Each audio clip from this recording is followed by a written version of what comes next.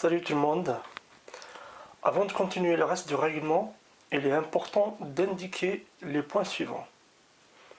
Ce règlement récapitule les modalités d'organisation des compétitions de karaté et le rôle de chacun des responsables de leur mise en œuvre.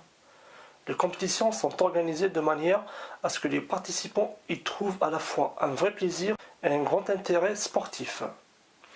Mais eux-mêmes doivent aussi en être des acteurs exemplaires en faisant preuve d'esprit sportif, c'est-à-dire d'abord et avant tout observer strictement tous les règlements, ne jamais chercher à commettre délibérément une faute. Respecter les officiels et les arbitres dont la présence s'avère essentielle à la tenue de toute compétition. Les officiels et les arbitres ont un rôle difficile et ingrat à jouer. Ils méritent le respect de tous.